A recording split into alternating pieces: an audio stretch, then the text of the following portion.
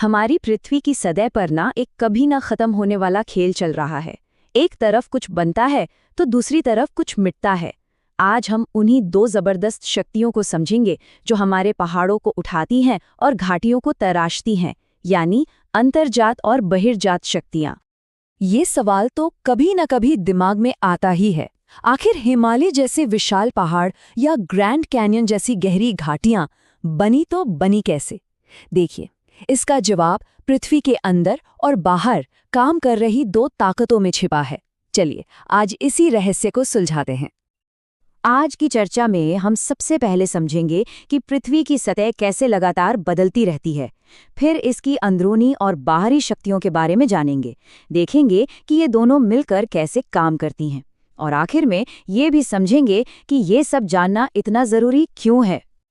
तो पहला पड़ाव पृथ्वी की गतिशील सतह है।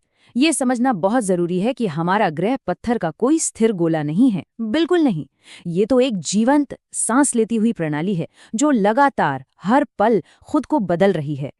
इन बदलावों के पीछे की जो वैज्ञानिक प्रक्रियाएं हैं उन्हें कहते हैं भू-आकृतिक प्रक्रियाएं या जियोमॉर्फिक प्रोसेसेस। इसे आसान भाषा में ऐसे समझिए कि ये प्रकृति के अपने नियम हैं, जमीन का नक्शा बदलने के। कुछ नियम बहुत धीरे धीरे काम करते हैं तो कुछ एकदम अचानक। और यहीं से कहानी बहुत दिलचस्प हो जाती है। ये सारी प्रक्रियाएं दरअसल दो विरोधी शक्तियों की एक शाश्वत लड़ाई का नतीजा है।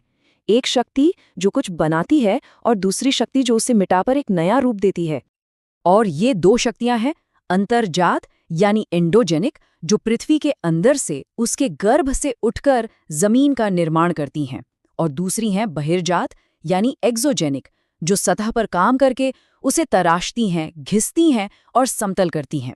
मतलब एक है निर्माता जो एक विशाल कैनवस बनाता है, तो दूसरा है मूर्तिकार जो उस पर बारीक कलाकारी करता है। चलिए अब पहले अंदर की शक्तियों यानी अंतर्जात बलों को थोड़ा गहराई से समझते हैं। इन्हें हम पृथ्वी का आंतरिक वास्तुकार या इंटरनल आर्किटेक्ट भी कह सकते हैं। ये वो रचनात्मक ताकतें हैं जो पृथ्वी के बड़े बड़े फीचर्स बनाती हैं।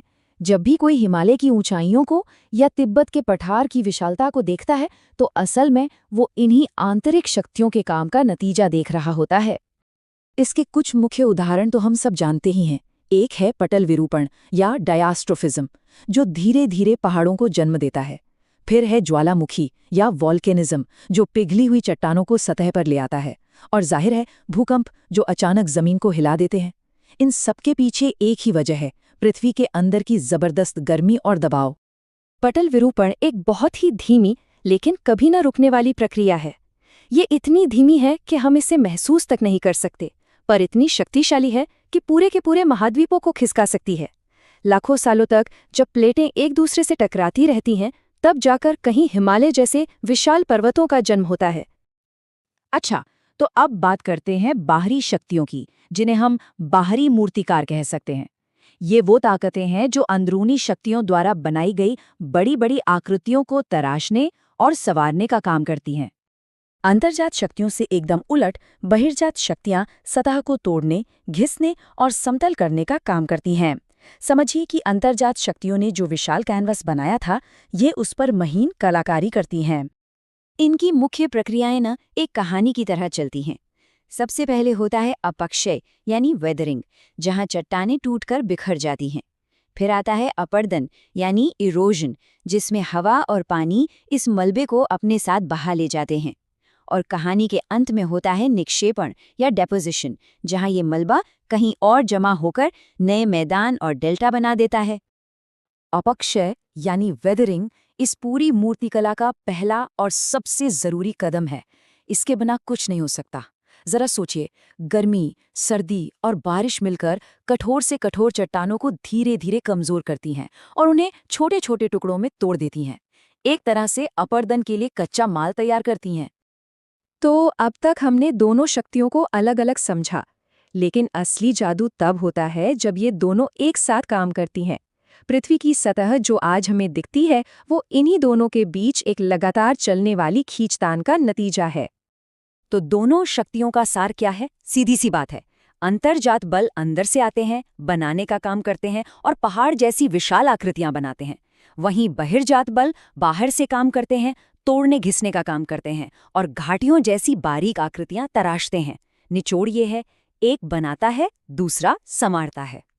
किसी भी जगह का लैंडस्केप इस बात पर निर्भर करता है कि वहाँ कौन सी शक्ति ज्यादा हावी है।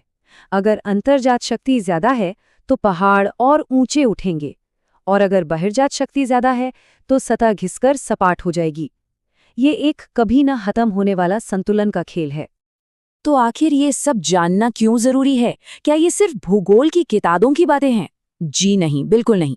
इन शक्तियों को समझना हमारी अपनी सुरक्षा और भविष्य के लिए बहुत जरूरी है। तो आज की इस कहानी से क्या याद रखना है? पहली बात, हमारी पृथ्वी स्थिर नहीं बल्कि गतिशील है। दूसरी, इसके अंदर के निर्माता बल जमीन को ऊपर उठाते हैं। और तीसरी, बाहर के मूर्तिकार बल उसे तराशते हैं। इसी संतुलन से हमारी दुनिया इतनी विविध और खूबसूरत दिखती है। और हाँ, बांध बनाने से लेकर आपदा प्रबंधन तक इनकी समझ हमें एक बेहतर और सुरक्षित भविष्य बनाने में मदद करती है। और अब जाते जाते एक सोचने वाला सवाल। आज के दौर में जब इंसानी दखल और क्लाइमेट चेंज की वजह से अपरदन जैसी बाहरी प्रक्रियाएं बहुत तेज हो रही हैं, तो भविष्य में पृथ्वी को आकार देने में कौन सी शक्ति ज्यादा प्रभावशाली होगी, अंदरूनी या बाहरी? इस पर जरूर सोचिएगा।